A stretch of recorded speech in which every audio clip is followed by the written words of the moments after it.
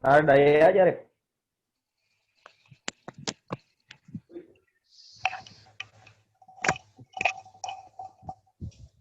Win, Pak, suaraku kedengaran kah? dengar ja.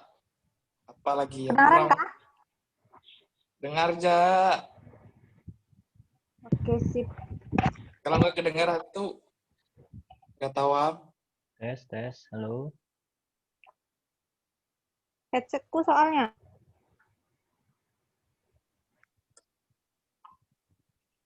Ya. Adalah suaraku. Aja. Tes, teman-teman. Dengar? Halo? Dengar, Pak. Dengar ya, Dengar, Pak. Pak. Nah, ya. Kameranya hidupin aja. Sementara sama speakernya. Sama mikrofonnya ya.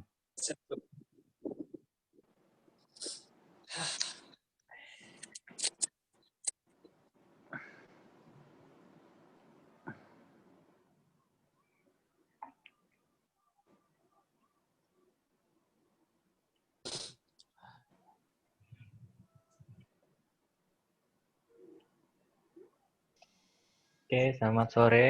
Apa kabar semua? Sore, Pak. Sore. Baik. Sore, Pak. Sore, Pak. Ya, Baik kabarnya, Pak.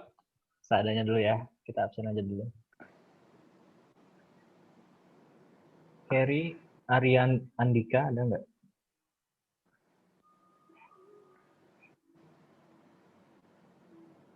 AB, Pak. Nah, di absennya sini gabung ya. Namanya Kerry Arya Andika ada. Paling Rahmadi.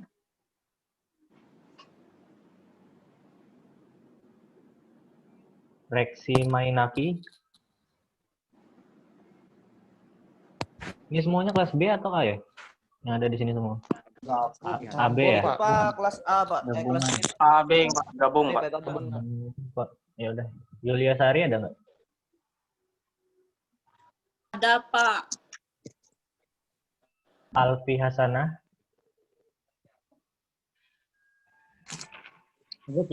Ada. Alfi Hasanah. Jajan kita ngobrolin makan sudah, hai. Yang ngobrolin apa? Bentar. Konsul sudah belum ditandatangan ibu ya. Suruh kita aja ya.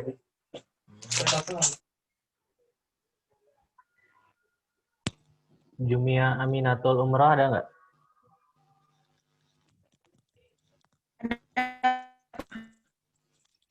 Ada.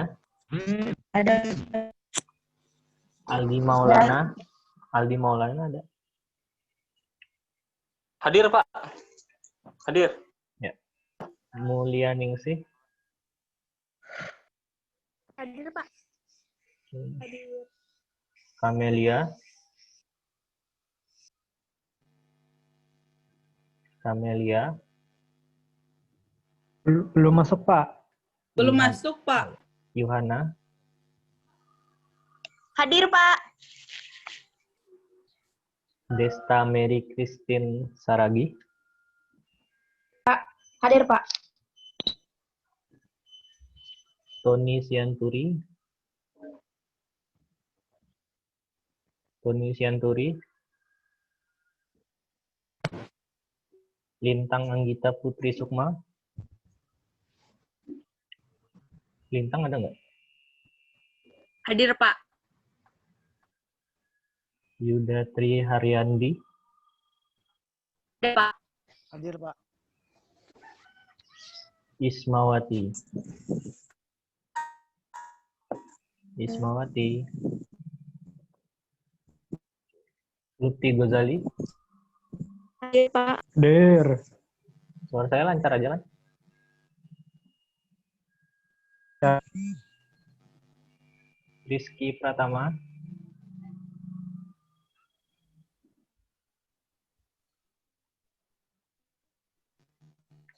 Rizky Pratama. Halo. Nggak ada ya? Hardiansyah.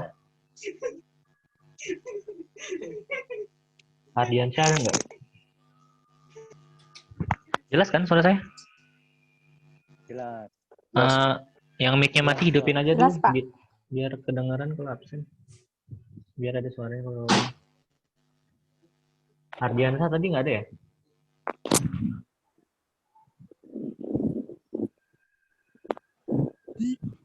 Eundang Indra Nurjaya.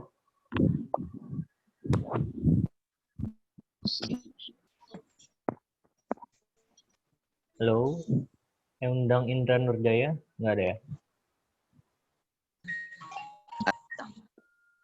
Ya. Ibnu Firdaus. Ada, Pak. Tasya Septi Mayusari. Iya, gitu. Ada, Pak. Erniwati.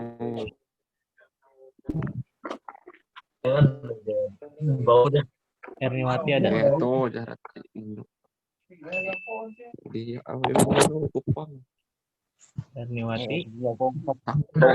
Ya.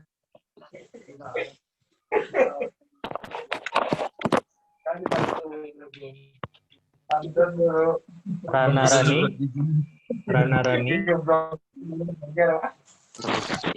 Rana Rani ada nggak? Iya. Budak. Rana Rani.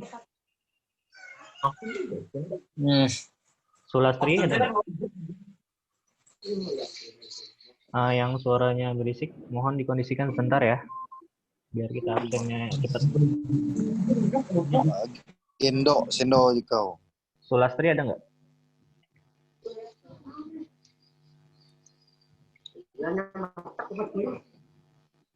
Labut di. Labut. Sulastri ada nggak? Yang mic-nya masih mati, tolong hidupin dulu ya. Nah, sudah. Sulastri.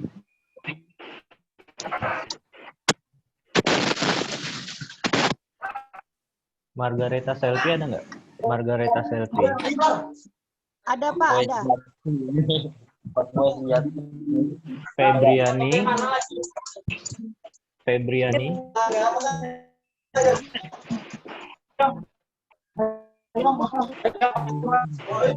Halo.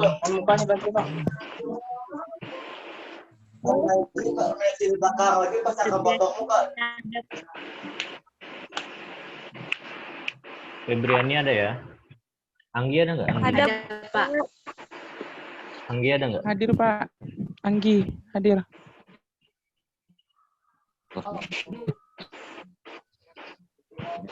Alda Kristiani. Ada, Pak. Kristiana Ada, Witness. Kristiana Witness. Ada, Pak. Ahmad Fauzi. Hadir, Pak. Ada, Pak. Sepri Riko. Sepri Riko ada nggak?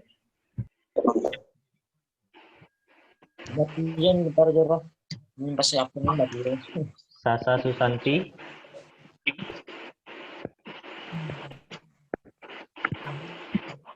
Sasa Susanti.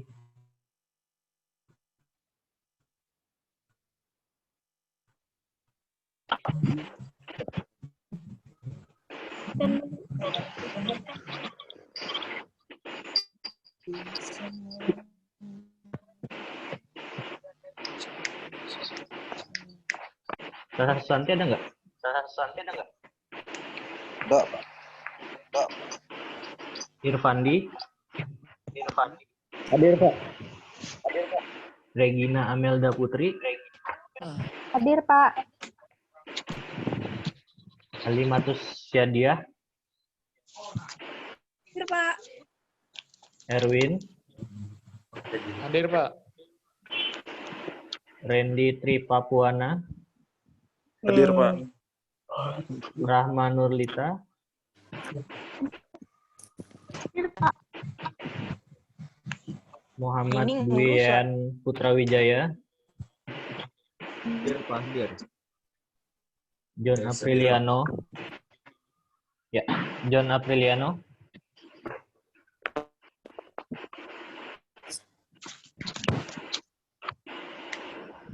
John Apriliano. Vira Novia ada? Hadir, Pak. Septino Mikaniel.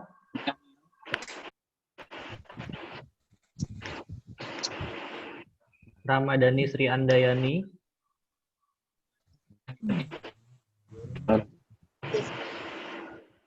Harisendo Prayoga.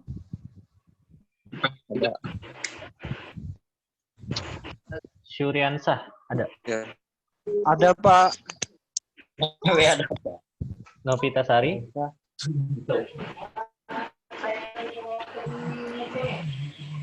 Novita Sari ada? Ada, Pak. Ridwan Patrialis Akbar. Hadir Pak. Martin. Hadir Pak. Banyak juga ya. Hadir Pak, Martin hadir Pak, Ya. Martin hadir. Rosalia Yunita. Hadir, Pak. Hadir. Prasetya Manggala Wicaksana.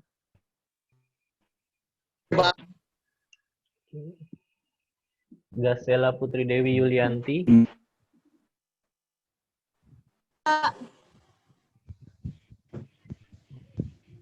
Putradara Andi. Hadir Pak. Tirna Natalia. Hadir, Pak. Eka Natalis Ganda. Pak. Tuti Saprayati. Hadir, Pak. Yulika Evata.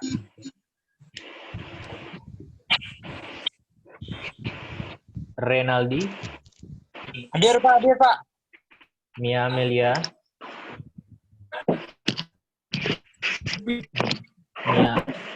Mia Amelia.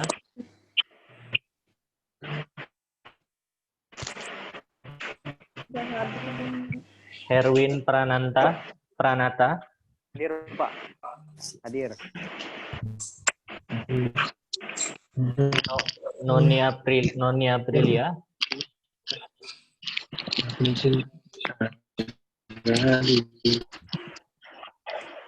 Noni Aprilia ada?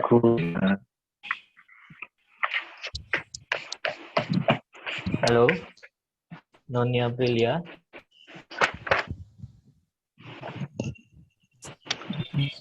Noni Aprilia. Natali Budi Koda. Hadir, Pak. Ilahel.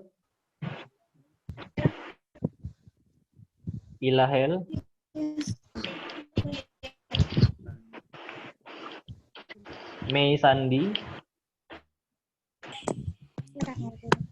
Mei Sandi ada? Nggak ada. Wilfrida Wulandari. Wilfrida Wulandari.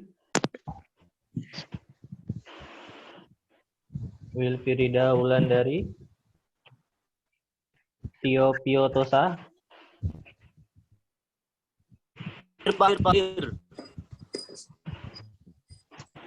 Tony Andika.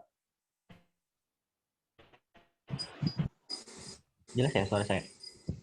Videonya ceket-ceket nggak? Videonya ceket-ceket nggak kan? Jelas, Pak. Pak. Tony Andika tadi ada? Agil Agesti Haryanto. Agil ada Agil.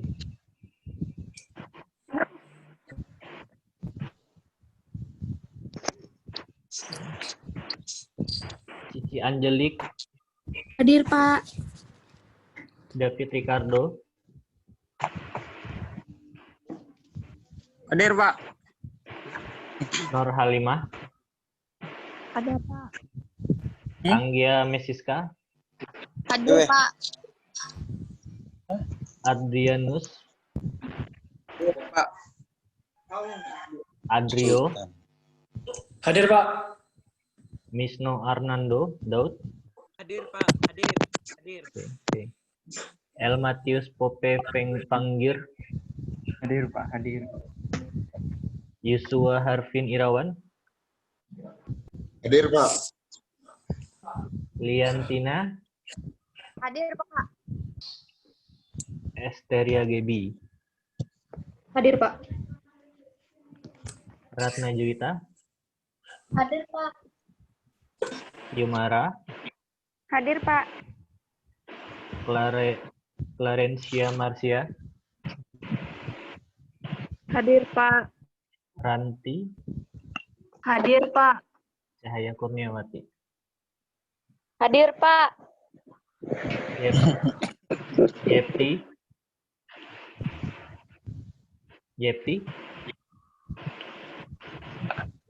Iya. Chandra Yos Pratama. Hadir, Pak. Oke, perhatian sekarang mikrofonnya bisa dimatiin dulu. Oke, Pak. Nama saya belum, Pak. Siapa? Reksi Menaki. Lexi ya. Tadi sudah disebutin nama kamu tuh Reksi. Kamu lambat masuk. Lambat masuk dia, Pak. Ya, Pak.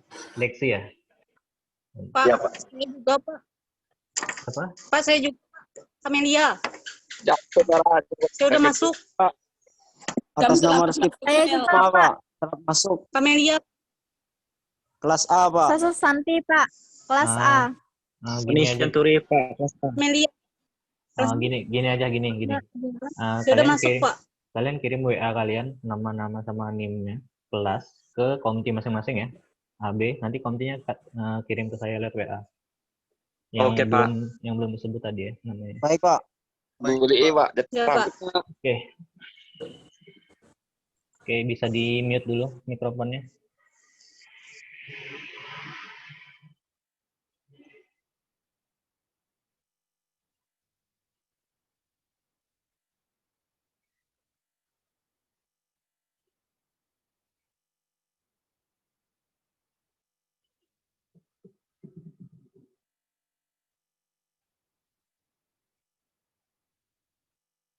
Oke, jadi teman-teman mohon perhatiannya. Jika suara saya nggak ada, video saya nggak gerak, atau ada pertanyaan lainnya, silahkan open mic-nya. Oke. Kita membahas yang pertama dulu mengenai kontrak perkuliahan ya. Nah, kontrak perkuliahan kita dimulai dari nilai. Jadi nilai untuk penilaian itu 20% di tugas, yang dimana 20% tugas itu nanti terbagi menjadi 10% di paper dan partisipasi keaktifan teman-teman semua. Nah, untuk paper teman-teman bisa siapin sekarang. Saya ada tugas untuk teman-teman. Tugasnya ini nanti dikumpulnya pas pertemuan ke-7 aja, seminggu sebelum UTS ya.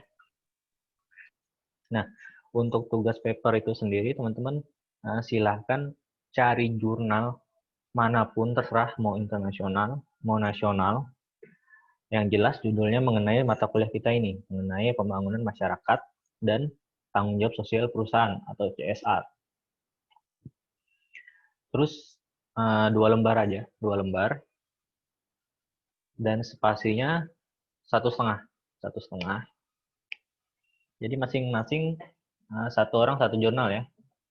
Nanti untuk pengumpulannya silahkan kumpul ke Google Classroom. Saya akan beritahukan lagi nanti selanjutnya, kabar selanjutnya. Nah, itu di pertemuan ke-7 nanti ya, seminggu sebelum UTS. Terus penilaian selanjutnya adalah 30% di UTS, di soal-soal ujian kalian nanti. Selesai itu, yang kedua adalah daring tentang perkuliahan kita ini. Jadi untuk di kelas saya, untuk kelas daring ini aja, ya. Tapi ini tidak berlaku untuk tatap muka, jika ada tatap muka lagi nanti. Nah, teman-teman semua silahkan mau makan, mau minum. Tapi kalau makan, snack aja ya, snack sambil santai. Tapi tetap fokus pada perkuliahan kita, fokus pada materi kita. Dan ingat, saya memperbolehkan teman-teman snack dan minuman itu hanya di kelas saya, tidak berlaku di kelas lain ya. Dan juga selama daring mata kuliah lewat jaringan ini aja ya. Kalau tatap muka, ya saya tidak persilahkan itu. Nah, terus yang kedua adalah silahkan teman-teman open cam, buka kameranya. tapi tutup mic-nya, matikan mute mic-nya aja. Itu selama proses materi, saya membahas materi. Nah, tapi ketika teman-teman ada yang ingin bertanya, atau misalkan ada crash terhadap suara saya ataupun video saya, silakan teman-teman kontinya aja deh, kontinya aja, buka mic, beritahukan masalahnya apa. Terus yang ketiga adalah di kelas saya lebih banyak nanti melibatkan teman-teman semua untuk berdiskusi dan ataupun untuk tanya jawab itu hanya 20%, paling ya 1-3 penanya saja lah. Sisanya kita diskusikan bareng-bareng, kita selesaikan bareng-bareng, kita ini bareng-bareng. Nah, untuk referensi, untuk sementara ini saya pakai bukunya ini, Dr. Prof. Totok Mardikanto dan Dr. Proko Subiato. Nah, yang judul bukunya adalah Pemberdayaan Masyarakat dalam Perspektif Kebijakan Publik. Jika teman-teman bisa lihat ini bukunya. Saya ngambil di sini sebagian dan sebagian lain dari sumber-sumber lain, baik dari jurnal ataupun referensi-referensi yang valid. Oke, hari ini kita yang ringan-ringan saja dulu ya, yang ringan-ringan saja materi kita. Mungkin minggu depan kita yang akan masuk ke materi-materi yang agak fundamental. Oke, pembangunan masyarakat dan tanggung jawab sosial perusahaan. Kita langsung aja ya. Nah, pembangunan dan kesejahteraan. Di sini kita harus sepakat dulu, mungkin teman-teman semua udah tahu apa itu definisi pembangunan. Jadi kita di sini harus sepakat dulu bahwa saya akan merefleksi lagi, kita harus sepakat bahwa pembangunan itu identik sejalan dengan kesejahteraan. Nah, inti dari pembangunan itu sendiri adalah suatu perubahan, yang dimana suatu perubahan tersebut inti tujuannya nanti adalah untuk kesejahteraan siapa? Kesejahteraan masyarakat. Nah, makanya di sini Riyadi mengemukakan bahwa pembangunan adalah suatu usaha atau proses demi tercapainya tingkat kesejahteraan atau mutu hidup suatu masyarakat serta individu-individu di dalamnya yang berkehendak dan melaksanakan pembangunan itu. Siapa aktor di balik pembangunan ini? Selain adanya pemerintah sebagai fasilitatornya tentunya dari segi regulasi dan sebagainya macamnya, pemerintah. Terus aktor yang kedua ada akademisi. Terus aktor yang ketiga ada perusahaan swasta, baik swasta, BUMN, BUMD, swasta lokal, dan juga swasta nasional. Terus yang terakhir, yang paling penting, tidak kalah pentingnya adalah masyarakat itu sendiri. Jadi selain dari masyarakat itu, selain dari sebagai objek, masyarakat juga sebagai subjek daripada pembangunan itu sendiri. Nah, makanya antara pembangunan juga harus ada perkembangan, karena kita tahu bahwa pembangunan itu sendiri adalah suatu proses menuju perubahan dari yang ada menjadi dari yang tidak ada menjadi ada, dari yang baik menjadi yang lebih baik lagi. Nah, proses dari yang baik menjadi lebih baik lagi itu namanya adalah perkembangan ataupun implementasi daripada pembangunan itu sendiri. Nah, penting halnya dalam implementasi itu harus memuat beberapa inovasi-inovasi sesuai dengan perkembangan zaman sekarang ini, seperti penciptaan misalkan untuk teknologi informasi, serba digital. Pemerintah harus memikirkan itu juga, infrastruktur dan lain sebagainya macamnya. Makanya inovasi juga, maksudnya perkembangan itu sendiri, implementasi itu sendiri harus sejalan juga, harus dilakukan juga dengan inovasi-inovasi. Begitu. Nah, di sini juga gue lihat juga menjelaskan bahwa pembangunan itu bukan hanya mensejahterakan dengan kebutuhan pokok saja, namun kesejahteraan di sini yang dimaksud Golet ini juga masuk tercapainya swasembada atau kemampuan masyarakat dalam memenuhi kebutuhannya, dalam memenuhi pangan, sandang, papan, kesehariannya dalam bekerja dan lain sebagainya macamnya. Nah, hal tersebut dapat dicapai dengan adanya peningkatan harga diri atau kemandirian daripada masyarakat itu sendiri, daripada seorang masyarakat, individu masyarakat ataupun kelompok masyarakat dalam berusaha, dalam bekerja, dalam mencari untuk mencapai swasembadanya, untuk memenuhi kebutuhan hidupnya. Nah, dari peningkatan itu sendiri juga tidak lepas dari adanya sebuah kebebasan hak untuk memenuhi kebutuhan pribadi. Artinya, individu atau kelompok masyarakat itu sendiri mempunyai hak untuk meningkatkan mutu pengetahuannya, misalkan. Habis itu pengalaman kerjanya, mendapatkan kerja untuk bekerja mencari apa yang mereka inginkan. Jadi itu kebebasannya. Jadi ketiga poin ini saling berkaitan untuk untuk sebuah kata sebagai kata bahwa masyarakat itu tersejahterakan daripada pembangunan itu sendiri. Oke, kita lanjut ya. Nah, intisari dari pembangunan itu sendiri. Yang pertama itu ada pembangunan itu harus dilakukan terus-menerus. Pembangunan yang berkelanjutan, pembangunan yang pembangunan yang terencana, melakukan perencanaan, perumusan, sampai implementasi dan evaluasi, monitoring.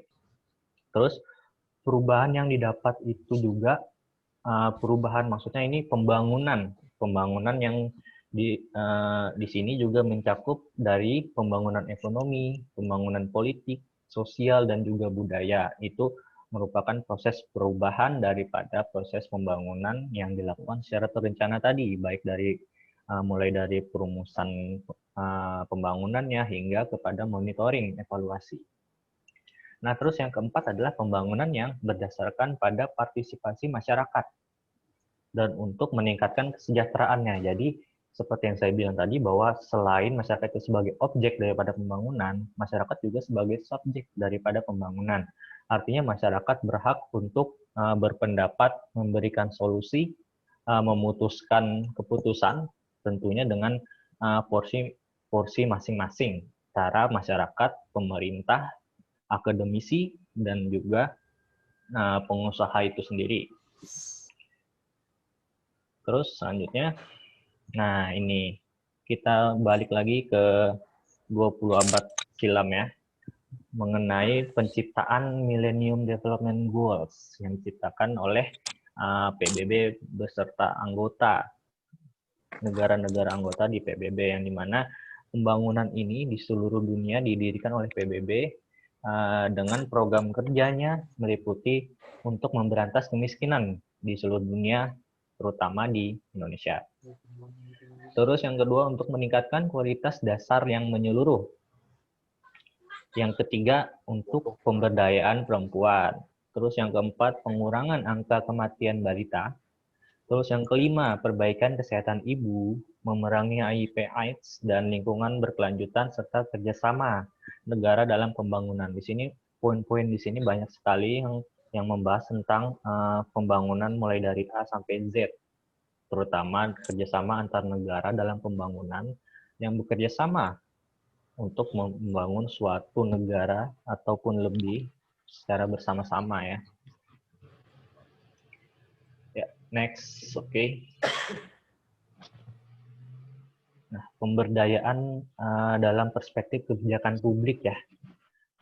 Pemberdayaan masyarakat dalam perspektif kebijakan publik. Nah, di sini pemberdayaan itu sebagai program nasional, yang dimana pemberdayaan sendiri dalam program nasional itu bernama PNPM, Program Nasional Pemberdayaan Masyarakat.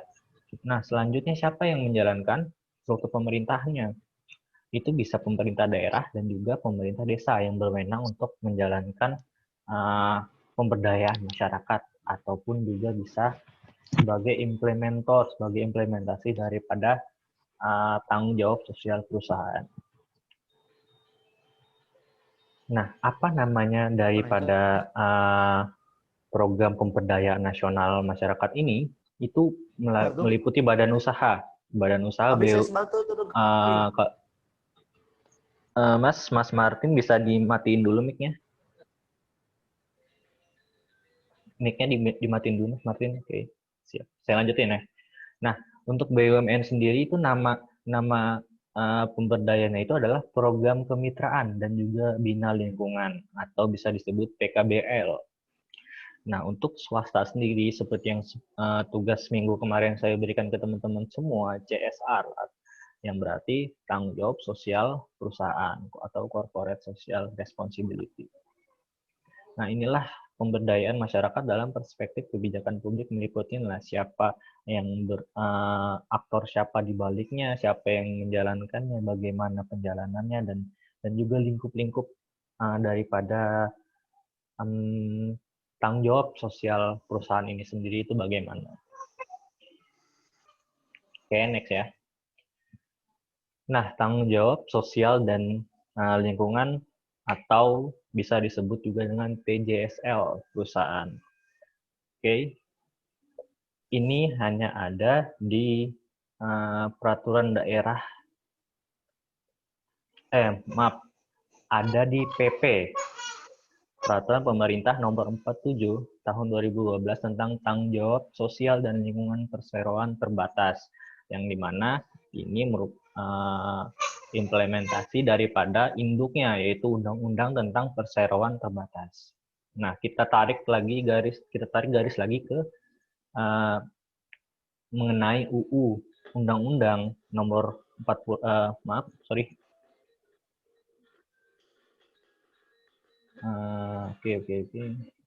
Nah, untuk Undang-Undang Nomor 40 Tahun 2007 sendiri tentang perseroan terbatas itu pemerintah itu perlu menetapkan peraturan tentang TJSL PT yang dimana tanggung jawab sosial dan lingkungan perusahaan.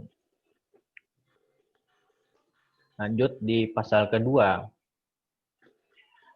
Di sini perusahaan itu bertanggung jawab terhadap lingkungan sosial, yang dimana perusahaan yang mendirikan usahanya di lingkungan sosial, di lingkungan masyarakat sekitar di suatu daerah itu harus memiliki tanggung jawab, yang dimana TJSL ini adalah hak dan juga kewajiban daripada perusahaan yang membuka usahanya di lingkungan masyarakat sekitar di suatu daerah. Apa haknya? Haknya ya artinya perusahaan tersebut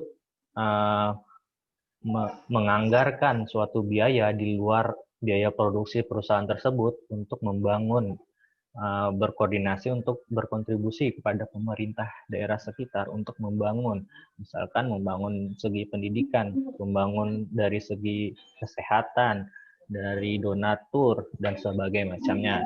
Itu adalah hak daripada TJSL perusahaan. Nah, terus yang pasal ketiga ini bagi PT dan usahanya yang menggunakan SDA sumber daya alam sekitar atau yang berkaitan itu wajib melaksanakan baik dalam maupun di luar lingkungan perseroan. Jadi perusahaan itu sangat bertanggung jawab, misalkan dia menggunakan lingkungan sekitar, misalkan hutan ataupun air ataupun tambang batu. Mbak Deka bisa dimatiin dulu mic-nya. Oke. Ataupun batu bara. Nah, ini adalah bentuk-bentuk tanggung jawab perusahaan sendiri mengenai yang usahanya melibatkan sumber daya alam. Terus pasal kelima, pelaksanaan TJSL itu ditanggung dan menggunakan anggaran tersendiri oleh perusahaan. Itu adalah bentuk daripada tanggung jawab sosial daripada perusahaan, merupakan hak dan juga kewajiban daripada perusahaan. Nah, di pasal ke-7 bagi setiap perusahaan yang tidak melaksanakan TJSL ini atau tanggung jawab sosial dan lingkungan perusahaan ini, itu dikenakan sanksi sesuai peraturan perundang-undangan. Nah, yang menyeleksi sanksi, yang mengeluarkan sanksi ini adalah pemerintah daerah, yaitu gubernur atas rekom daripada wali kota sendiri, kalau tidak salah ya.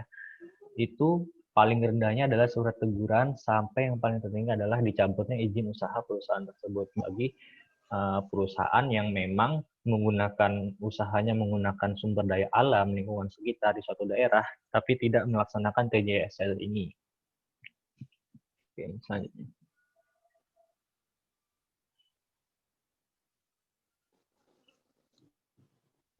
Nah, fungsi KJSL perusahaan itu sendiri yang pertama, TJSL itu sebagai program kewajiban perusahaan yang berusaha membuka usahanya di Kota Palangkaraya sendiri untuk menciptakan suatu hubungan baik antara perusahaan dan kelestarian lingkungan, dan juga antara perusahaan dengan masyarakat sekitar. Nah, terus yang kedua, fungsinya juga untuk memberdayakan masyarakat, menciptakan lapangan pekerjaan dengan perusahaan tersebut membuat memfasilitasi fasilitas kesehatan, misalkan pendidikan, diberikan dana usaha oleh perusahaan bagi kelompok masyarakat, kelompok masyarakat ataupun individu masyarakat tersebut. Juga untuk meningkatkan UMKM. Tujuannya adalah untuk suatu kemandirian yang dapat tercipta daripada individu ataupun kelompok masyarakat itu sendiri agar dapat mandiri ya. Terus yang kedua, selain faktor eksternal untuk memberdayakan masyarakat, suatu perusahaan juga harus memperhatikan lingkup internalnya, yaitu kesejahteraan karyawannya, mulai dari pemberian bonus, gaji, tunjangan, dan lain sebagainya macamnya ya. Nah, terus yang keempat, KJSL ini memiliki forum, yang dimana forum tersebut memiliki Dewan Penasehat. Seperti kalau di Palangkaraya, Dewan Penasehat itu adalah Dewan Adat Dayak. Terus ketuanya adalah wali kota sendiri. Dan kepala dinasnya adalah sekretarisnya. Kepala dinas, dinas pembangunan ya, Bapeda. Dan juga ada asosiasi-asosiasi pengusaha di sini. Terus ada akademisi juga tentunya, yang dimana forum ini untuk mendiskusikan mengenai suatu perusahaan, misalkan perusahaan A yang bergerak di bidang usahanya batu bara misalkan. Nah, di forum inilah ditentukan perusahaan tersebut KJSL-nya ngapain sih harusnya, misalkan pemberian pendidikan gratis atau perekrutan pekerja perusahaan di khusus masyarakat di lingkungan sekitar tempat perusahaan itu berada. Di situ ditentukan di forum tersebut. Dan peran yang paling besar di sini setelah akademisi, selain sebagai analisa, itu peran terbesar di sini adalah masyarakat itu sendiri. Karena di forum ini masyarakat berhak untuk menyampaikan pendapatnya, berhak untuk mengajukan pendapatnya sesuai dengan kebutuhan mereka masing-masing, baik pun individu masyarakat ataupun kelompok masyarakat. Atau bisa disebut lah UMKM. Ya.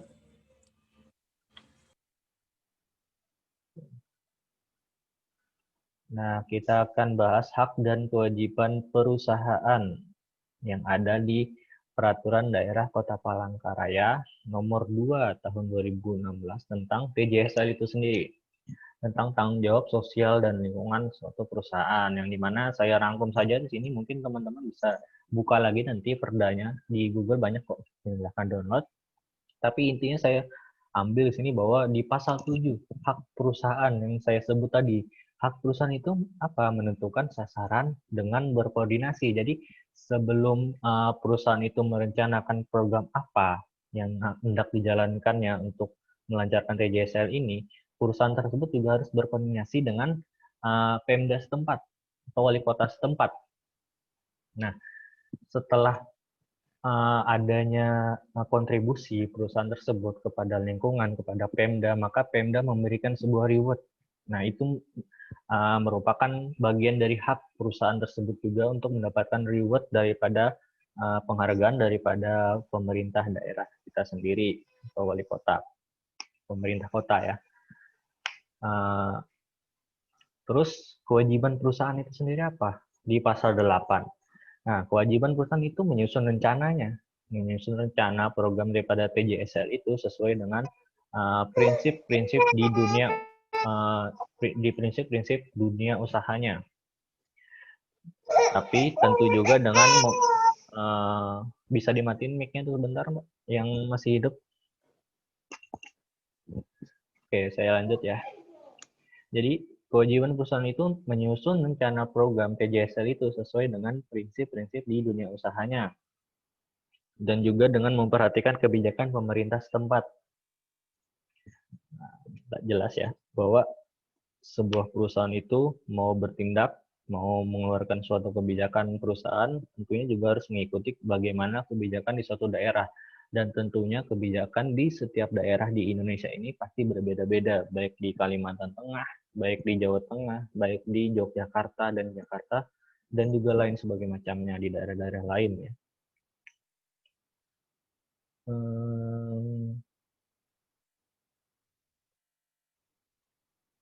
Oke, kewajiban perusahaan selanjutnya adalah juga perusahaan berkewajiban untuk menerima usulan daripada masyarakat, baik itu individu ataupun per kelompok ataupun UMKM, sesuai juga dengan kebutuhan mereka.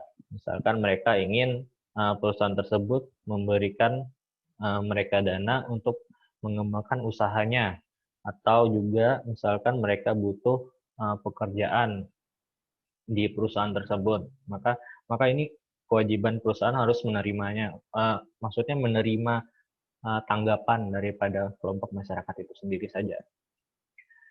Nah, terus di pasal 9-nya, perusahaan pelaksana TJSL ini sendiri meliputi perusahaan yang pastinya memiliki keuntungan atau laba 1 miliar atau lebih. Terus perusahaan pelaksana di sini yang masuk syarat adalah perusahaan dari BUMN, BUMD, swasta nasional, ataupun juga swasta lokal. Swasta nasional itu misalkan seperti mungkin bisa kita ambil Indofood atau Unilever ya. Nah, sedangkan swasta lokal artinya swasta lokal yang mendirikan usahanya baik di bidang batu bara yang dibangun di lingkungan sekitar suatu daerah tersebut. Oke, lanjut. Nah, ruang lingkup TJSL ini, tanggung jawab sosial dan lingkungan di Perda ini ya, nomor 2 tahun 2016 tentang TJSL perusahaan itu di pasal 10 kita membahas mengenai program dan bidang kerja TJSL sendiri. Bentuk program dan bidang kerjanya itu apa sih? Meliputi yaitu yang pertama adanya program kerjanya meliputi pemberdayaan masyarakat. Terus ada juga program kemitraan dan bina lingkungan yang dilakukan oleh BUMN, perusahaan-perusahaan BUMN ya. Seperti bank bisa masuk situ, Bank BRI dan lain sebagainya macamnya ya. Terus bisa juga perusahaan itu program kerja TJSL-nya itu meliputi hanya sumbangan atau donasi kepada suatu masyarakat atau suatu kelompok masyarakat yang tujuan dana tersebut nanti bisa dijadikan untuk pengembangan usaha dan lain sebagainya. Pasal 11-nya area TJSL. Di mana areanya? Lingkupnya, permainannya di mana? Yaitu di sektor pendidikan, di sektor kesehatan, di sektor infrastruktur, di sektor olahraga, seni budaya, dan lain sebagainya macamnya. Teman-teman bisa lihat sendiri bahwa TJSL ini merupakan program kerja tahunan bagi suatu perusahaan yang masuk syarat pelaksanaan TJSL ini sendiri di suatu wilayah itu masuk dalam program pembangunannya. Jadi mereka merencanakan dananya harus dana di luar daripada dana produksi perusahaan itu sendiri. Artinya program TJSL ini bagian dari visi misi daripada perusahaan itu sendiri karena sifatnya wajib ya bagi perusahaan untuk menjalankan TJSL ini sesuai dengan syarat dan ketentuan yang berlaku jika perusahaan tersebut sudah memenuhi untuk melakukan TJSL. Terus di pasal 30 itu ada partisipasi masyarakat. Di sini ada individu atau kelompok masyarakat tersebut itu dapat mengusulkan dan dapat juga berpendapat seperti yang saya bilang tadi ya. Mereka dapat berpendapat, mengajukan suatu usulan kepada suatu perusahaan, memberikan gambaran mengenai rencana perusahaan tersebut juga. Nah, tentunya hak untuk mereka berpendapat ini, masyarakat berpartisipasi ini hanya dapat dilalui dilakukan di forum TJSL itu sendiri. Di forum yang sudah terkoordinir sesuai dengan porsi-porsinya. Namun, satu hal yang harus kita ingat, di setiap pembangunan, program pembangunan berkelanjutan, itu hampir pribadi saya sendiri mengatakan bahwa 85% ada di masyarakat. Masyarakat sebagai subjek ataupun objek daripada pembangunan itu sendiri. Bahwa masyarakat berhak untuk menentukan, masyarakat berhak untuk memutuskan apa yang mereka inginkan. Karena masyarakat itu sendirilah yang mengetahui lingkungan sekitar tempat tinggalnya itu mau dijadikan apa, mau dibangun apa. Jadi begitu. Nah, ini sanksi sudah kita bahas tadi. Sanksi ini meliputi ruang pemerintah daerah yang berhak untuk memberikan teguran kepada perusahaan yang tidak menjalankan TJSL, meskipun dan juga sampai kepada pencabutan izin usaha itu sendiri yang dilakukan oleh gubernur, kepala daerah atau gubernur ya. Oke, ini perdanya, Perda Provinsi Kalteng, Peraturan Daerah Provinsi Kalteng nomor 11 tahun 2012 itu isinya sama dengan yang di Perda Kota Palangkaraya ini. Karena perda ini juga mengikuti perda yang ada di provinsi. Oke, sekian dulu untuk pembahasan hari ini ya. Materi kita hari ini yang ringan-ringan, mungkin minggu depan kita sudah mulai masuk ke beberapa fundamental item-item yang harus kita bahas lagi.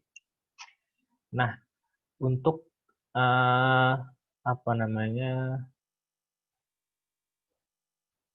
Nah, kita kan udah bahas tentang perda-perdanya nih, baik undang-undangnya, perdanya di Kota Palangkaraya sendiri.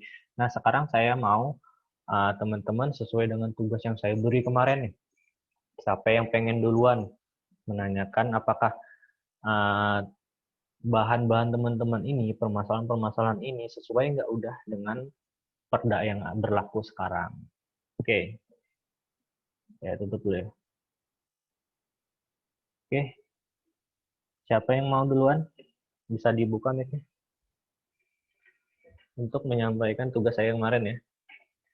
Definisi pembangunan masyarakat itu apa, terus apa hubungannya dengan CSR, bagaimana CSR di Kota Palangkaraya sendiri, itu bisa teman-teman jelaskan. Yuk, siapa yang mau duluan? Saya duluan. Saya, Pak. Benar, mana? Saya. Pak, saya mau menjelaskan, Pak. Saya Pak Mr. Nando Daud. Oke, jelaskan. Sebentar saya ini. Siapa yang duluan? Misno, Pak. Ya, silahkan. Saya, Pak. Saya Regina. Saya duluan. Bentar, saya nyari orangnya nih. Banyak banget tab-nya. Bentar, yang mana ya? Oh, ini. Sebentar. Spotlight ya. Oke. Oh ya. Ya, sampaikan Mas. Jadi kemarin kan kita diberi tugas nih. Yang pertama, apa definisi dari pembangunan masyarakat? Jadi jawaban saya sebenarnya kayak gini. Pembangunan masyarakat adalah suatu gerakan untuk menciptakan tingkat kehidupan yang lebih baik bagi seluruh warga masyarakat dengan melibatkan peran serta nyata dari mereka dalam rangka memperbaiki kondisi ekonomi, sosial, dan budaya. Contohnya, ini saya beri contoh seperti pemberdayaan masyarakat dengan mendirikan kelompok tani, misal kelompok taninya kelompok tani hidroponik gitu. Dan itu tuh diprakarsai oleh pemerintah upaya untuk memperbaiki kondisi ekonomi warga masyarakat tersebut. Terus yang kedua, apa hubungan antara CSR dengan pembangunan masyarakat? Sebelumnya di sini saya mau menjabarkan sedikit apa itu CSR gitu. CSR yaitu Corporate Social Responsibility adalah sebuah tanggung jawab sosial dari perusahaan, di mana perusahaan sebagai bagian dari masyarakat selalu menginginkan adanya keberlanjutan lingkungan hidup di mana tempatnya melakukan usaha.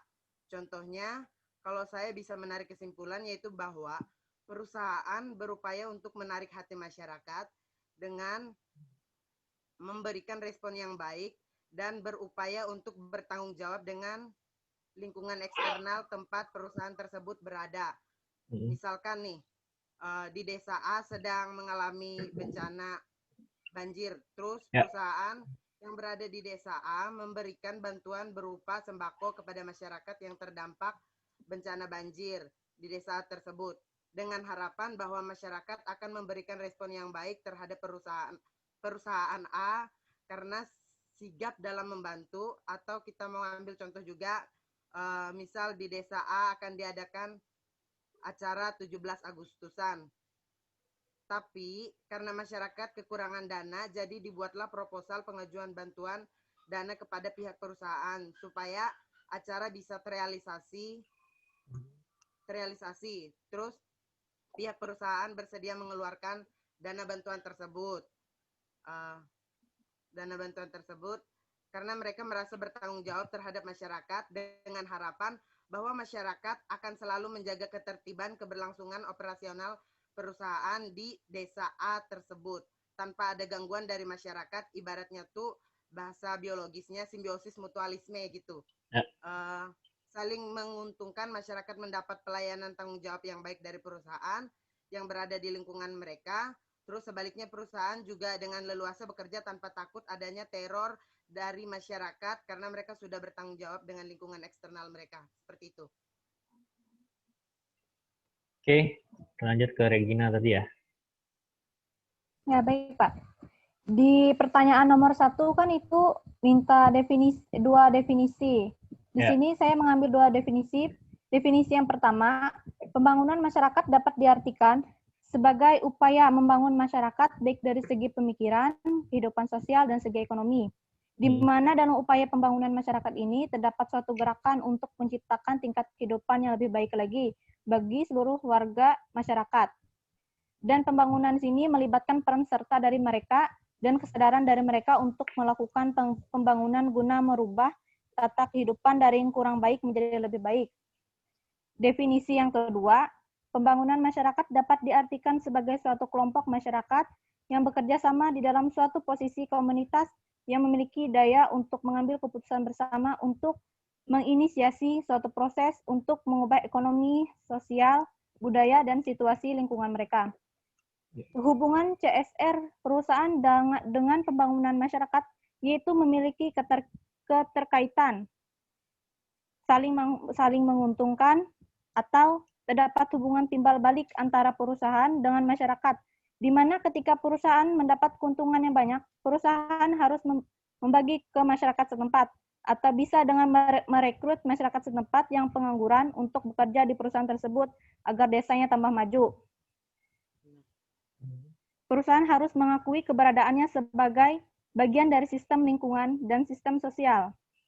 Pembangunan berkelanjutan suatu perusahaan harus ada keseimbangan antara aspek ekonomi, sosial, dan lingkungan hidup yang menguntungkan. Di sini saya mengambil contoh, Pak. Saya mengambil contoh di perusahaan sawit. Ada beberapa perusahaan yang tidak saling menguntungkan dengan masyarakat, yang mengakibatkan konflik dengan masyarakat. Seperti contoh di Lamandau kemarin, Desa Kinifan, itu perusahaan sawit mengakibatkan konflik dengan masyarakat, Pak.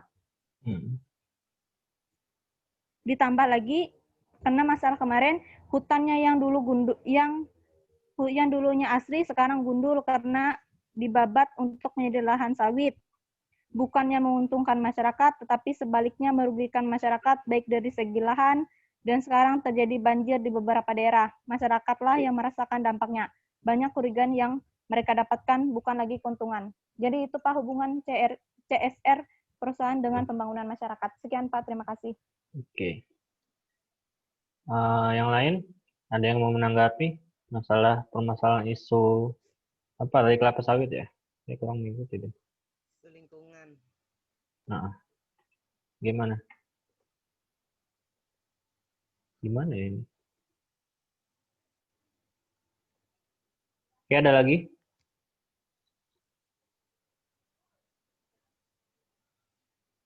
Halo.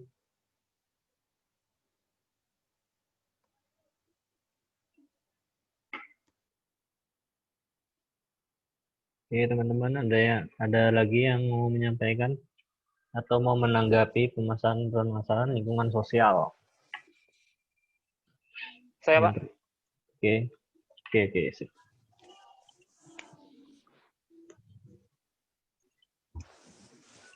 Ya di sini Pak, sesuai tugas yang Bapak kemarin, masalah definisi pembangunan masyarakat. Definisi pembangunan masyarakat di sini adalah sebuah proses membangun masyarakat Mas. melalui pengembangan kemampuan. Mas, ya. Sorry dipotong bentar ya. Saya kemarin lupa ya kayaknya. Ya Pak.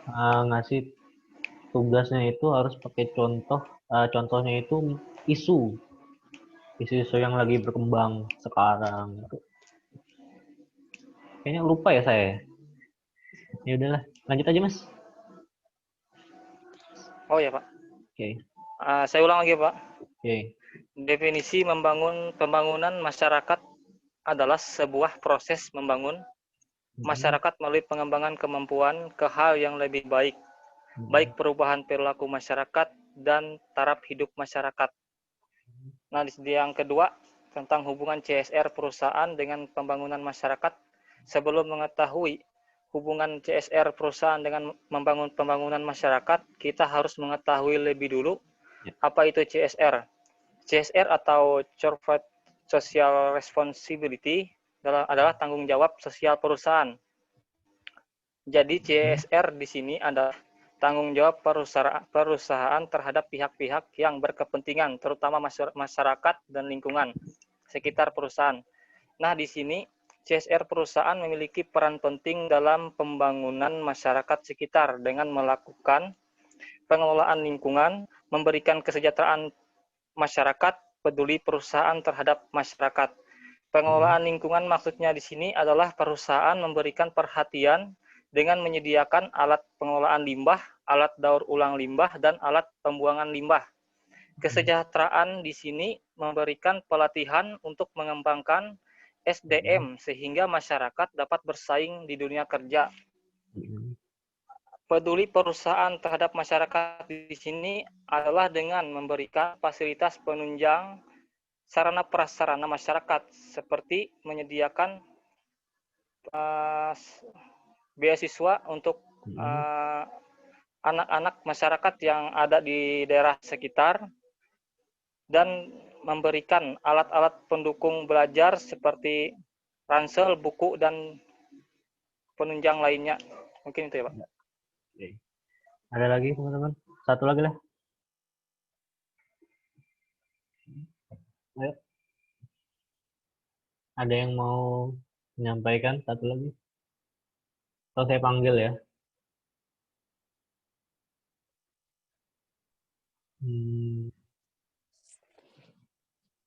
Ada? Oke.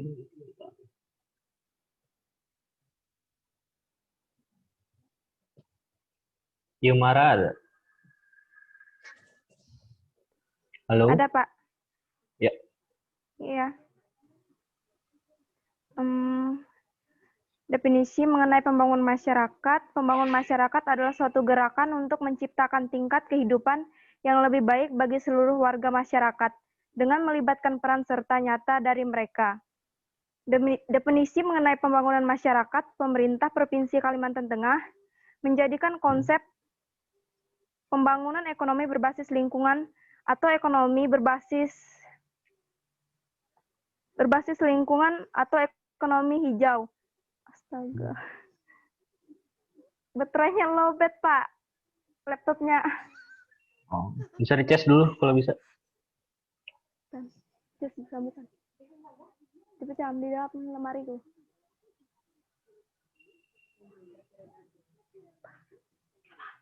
Bentar, Pak ya. Ya.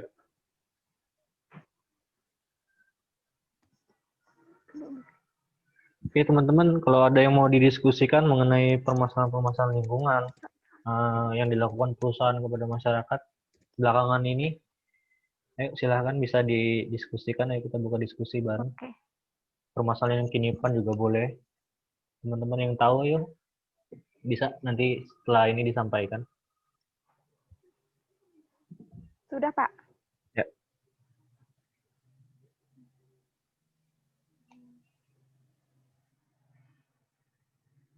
Ekonomi hijau adalah suatu konsep ekonomi yang bertujuan meningkatkan kesejahteraan manusia dan kesetaraan sosial, sekaligus mengurangi resiko lingkungan secara signifikan.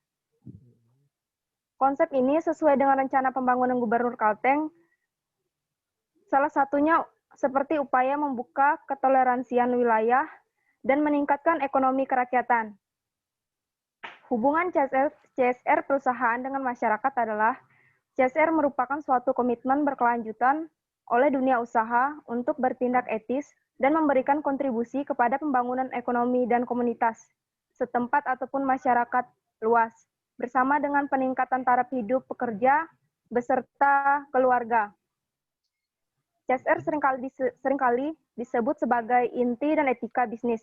Hal ini berarti bahwa perusahaan bukan hanya memiliki kewajiban ekonomi dan legal, namun juga kewajiban kepada pihak lain yang berkepentingan jangkauan melebihi kewajiban ekonomi dan legal. Maka itu CSR merujuk pada seluruh hubungan yang terjadi antara sebuah perusahaan dengan stakeholder-nya. Tanggung jawab perusahaan sosial, tanggung jawab sosial perusahaan adalah suatu bentuk tanggung jawab suatu perusahaan dalam upaya untuk memperbaiki kesenjangan sosial serta kerusakan lingkungan yang terjadi akibat aktivitas. Mungkin itu dari saya, Pak. Sekian, terima kasih. Oke. Sini ada yang anak Himane nggak? Jurusan anak himpunan jurusan? Bentar, gimana nih?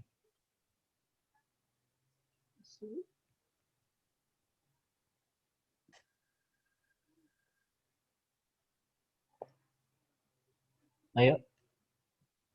Ada yang mau buka diskusinya mengenai permasalahan lingkungan? Halo.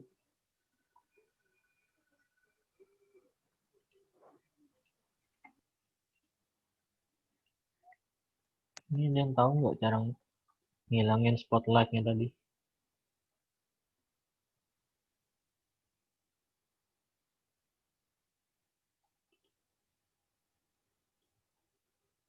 Halo, siapa yang mau buka diskusi ini mengenai tentang lingkungan, permasalahan lingkungan?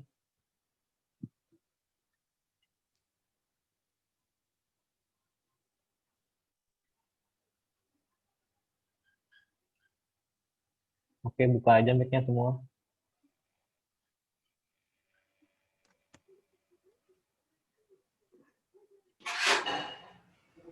Oke. Ada yang tahu nggak cara ngilangin spotlight-nya nih? Gimana sih, Pak?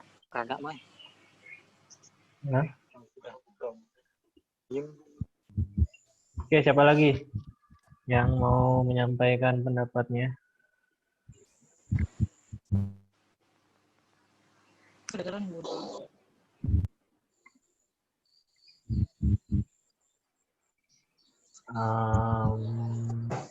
Yuda Triharyandi, yang mana?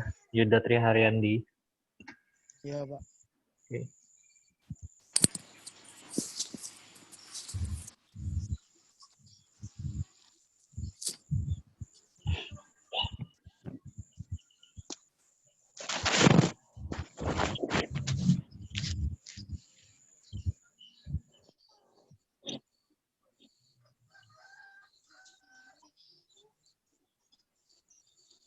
Ya, silakan Mas. Di sini saya menanyakan Pak tentang yang Kinipan kan saya dengar Kinipan tuh sudah lama jadi tanah hutan adat kan, tapi pemerintah tidak mengakuinya Pak. Nah, jadi pertanyaan saya, mengapa pemerintah tidak mengakui padahal warga di situ sudah beratus-ratusan tahun tinggal di situ Pak. Itu yang dulu pertanyaan saya Pak. Nah, yang pertama yang kita perlu ketahui untuk permasalahan tanah itu apakah harus adanya bukti yang sah seperti sertifikat yang menunjukkan bahwa itu tanah milik negara, yang menunjukkan itu bahwa tanah milik masyarakat, tanah adat milik masyarakat. Itu yang kita harus cari tahu lagi. Terus yang kedua adalah permasalahan ini bukannya hanya satu kali saja terjadi, bahkan banyak sebelum-sebelumnya. Banyak. Bukan hanya di Kalimantan, di luar juga, di Jogja juga pernah sampai sengketa yang masalah bandara itu.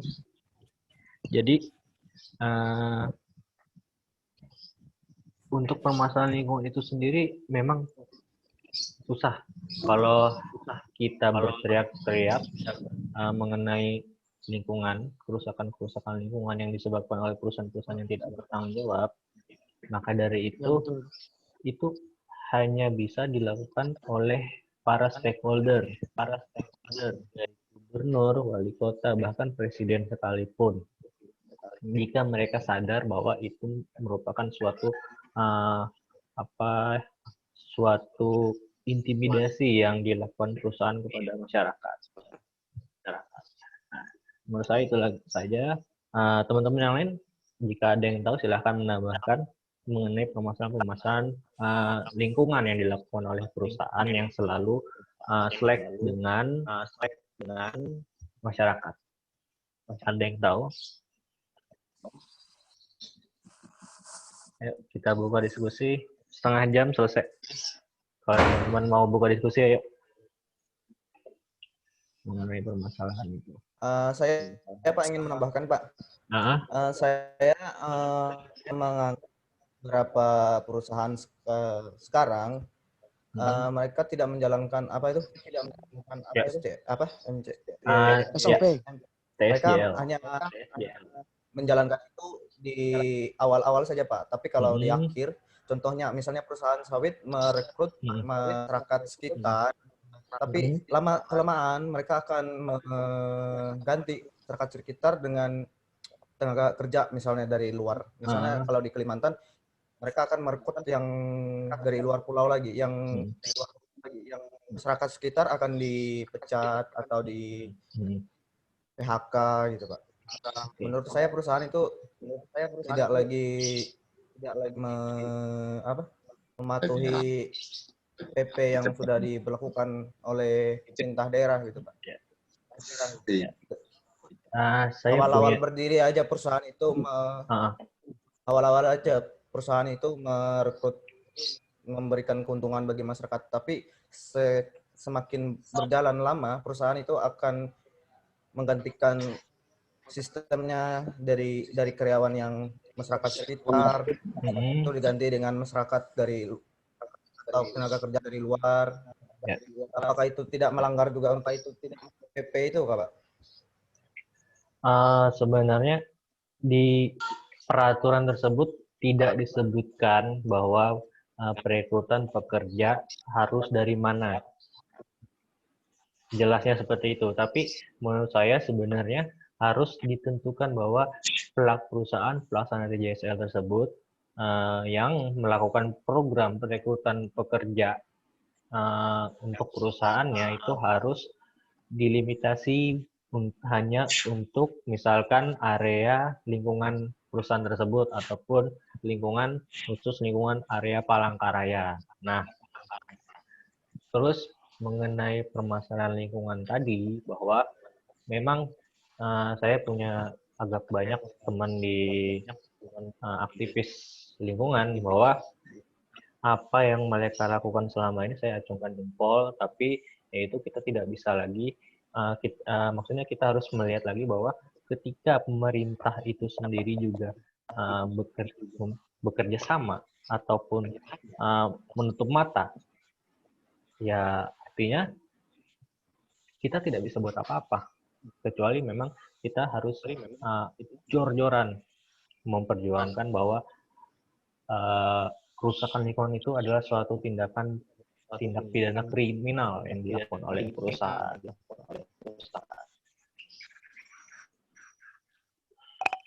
Oh iya Pak. Jelas Mas? Ada lagi?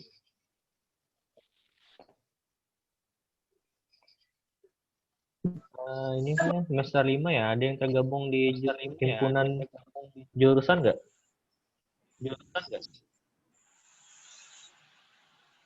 Liantina. Ada Pak Liantina, Pak? Ada kalau dari kelas Lian, Liantina. Pak. Lian ini. Nah, yuk sampaikan yuk. Ya, Pak. Izin menambahkan sedikit, Pak. Oke. Hujan, Pak, hujan. Kedengaran. Izin menyampaikan sedikit, Pak. Ya, silahkan, Mas.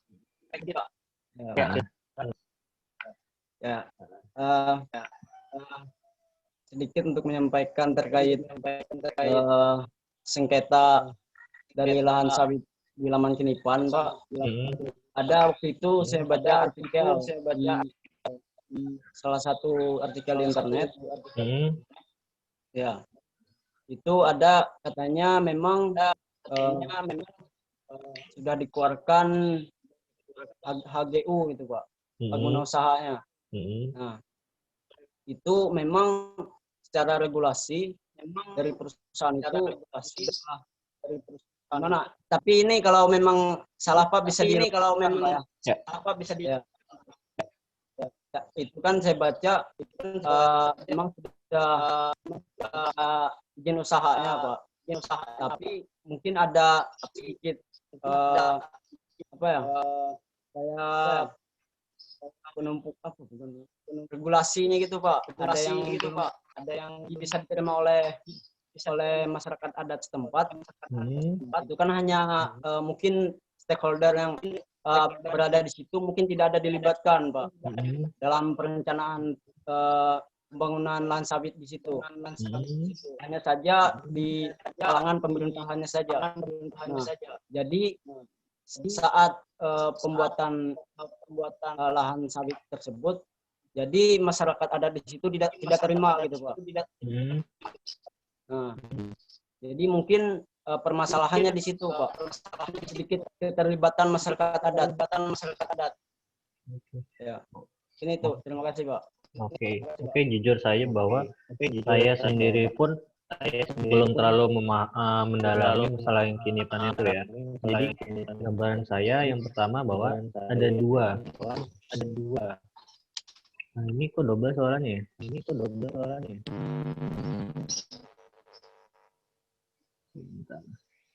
Oke, yang pertama itu apakah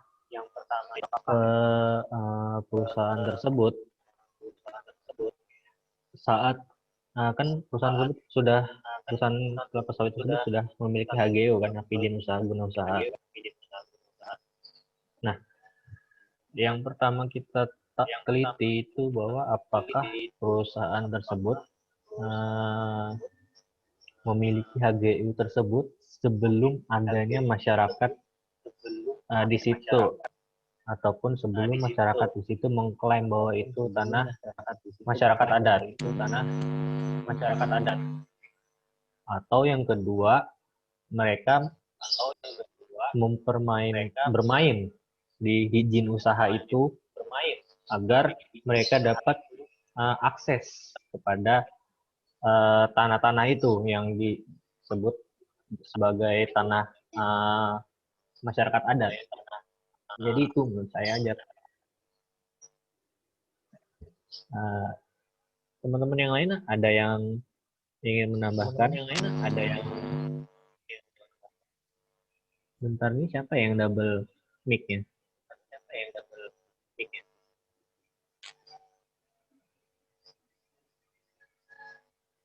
Oke, ada yang mau didiskusikan lagi mengenai lingkungan ini?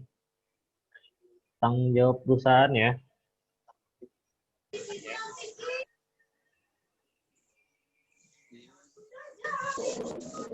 Atau teman-teman ada yang dipertanyakan seputar penjelasan saya tadi mengenai diskusi ataupun materi?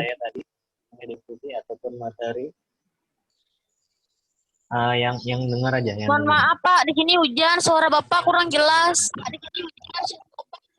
Semuanya ya? Suara saya jelas nggak semuanya? Buat semuanya? Suara saya jelas nggak semuanya? Buat semuanya? Jelas, saya jelas ya, Pak. Jelas, Pak. Oke. Yang jelas saja.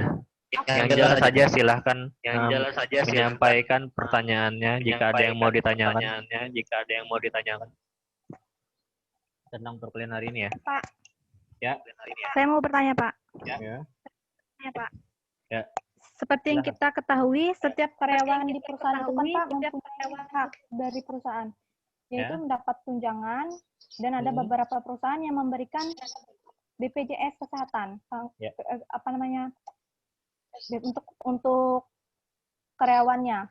Yang saya tanyakan Pak, jika perusahaan tersebut tidak memberikan BPJS kesehatan kepada karyawannya, apa yang dilakukan pemerintah Pak? Apakah memberikan sanksi kepada perusahaan jika pemerintah mengetahui bahwa karyawan di perusahaan tersebut tidak mendapatkan haknya sebagai karyawan, Pak? Sekian yang saya tanyakan, Pak. Terima kasih.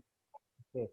Jadi itu yang menjadi permasalahan sebenarnya. Karena di Perda itu lebih mengatur tentang TJSL kepada masyarakat luas di luar perusahaan. Jadi ketika sesuatu hal terjadi di dalam internal perusahaan tersebut, mereka hanya bisa melakukan seperti yang ada sudah sekarang ini, isu-isu seperti isu demo, buruh, dan lain sebagainya macamnya. Nah, perusahaan ini sebenarnya harus dikoreksi sebelum itu oleh karyawannya sendiri, bahwa bagaimana sih mekanisme perekrutan daripada perusahaan ini sendiri. Misalkan di awal saja dibagikan BPJS, dibagikan tunjangan dan lain sebagainya macamnya. Artinya perusahaan ini benar-benar perusahaan tidak baik, apalagi perusahaan ini melakukan TJSL, pasti akan jalannya tidak benar nantinya. Maka dari itu, untuk pertanyaan Mbaknya, sebenarnya saya sedikit kurang bisa menjawab kalau untuk masalah internal perusahaan itu sendiri, karena di Perda itu sendiri lebih kepada mengatur tentang masyarakat sekitar, gitu Mbak. Nah, lain halnya misalkan kalau perusahaan tersebut membuat kontrak TJSL-nya, programnya adalah perekrutan besar-besaran kepada masyarakat di lingkungan sekitar perusahaan itu sendiri. Nah, itu masyarakat boleh berpendapat ataupun mengajukan di forum TJSL nanti, yang bersama Dewan Adat Dayak, bersama wali kota dan lain sebagainya macamnya. Di situ bisa disampaikan ketika ada perusahaan yang bermain masalah kesejahteraan pegawainya, jika perusahaan tersebut melaksanakan TJSL-nya merupakan rekrutan program kerja. Begitu, Mbak. Ya, makasih Pak. Oke. Ya, tempat saya juga hujan nih. Jadi, perkuliahan kita kayaknya cukup sampai di sini aja, teman-teman.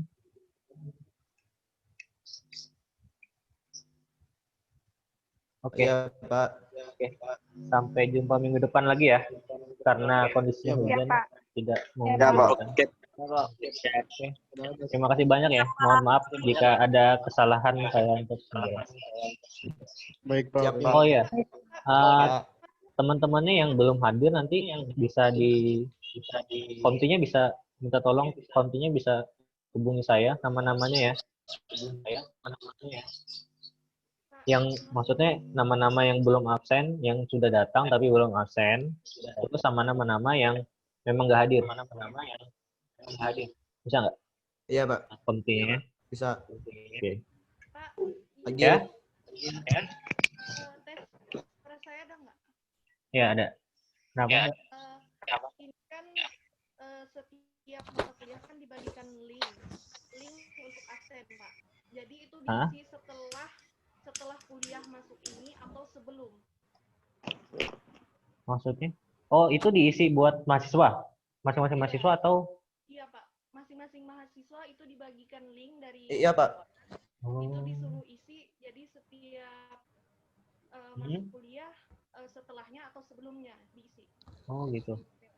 Itu siapa yang nyediain? Saya atau jurusan? Sudah ada di jurusan, Pak. Dikasih. Ada di jurusan, Pak. Oh, berarti yang ngambilnya saya atau kalian? Gimana maksudnya? Disebar, Pak. Disebar melalui grup WA, Pak. Oh, sudah. Oh, berarti mahasiswa tinggal mengisi. Udah diisi tapi absennya? Belum, Pak. Belum, tapi udah ada di grup. Kalau untuk jurusan Kalau untuk mata kuliah ini belum, Pak. Oh, untuk mata kuliah ini belum ya? Kalau mau bentar ya. Belum ada linknya kayaknya, Pak.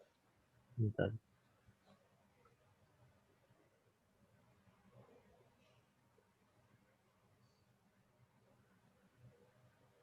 Saya telepon lagi ya.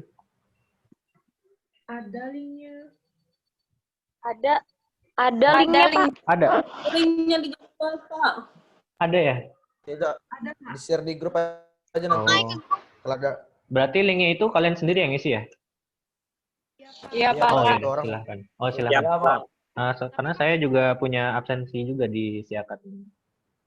Iya, Pak. Tapi Mati maksud dulu. saya tadi diisinya setelah kita kuliah atau sebelum kita kuliah udah boleh ngisi?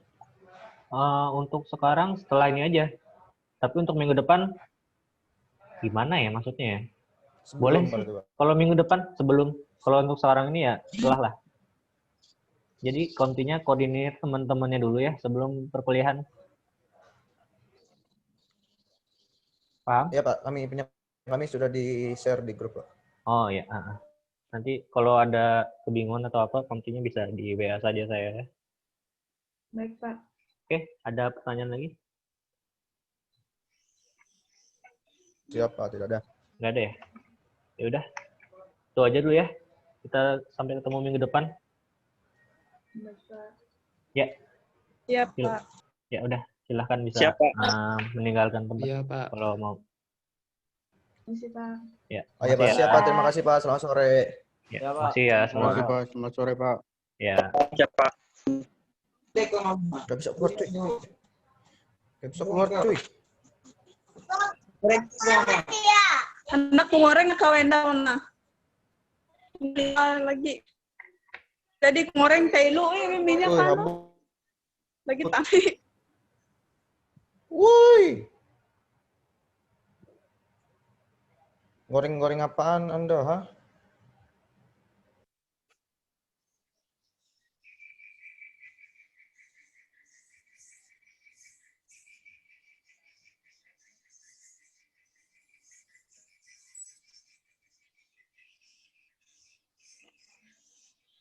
Beluak, Martin, beluak.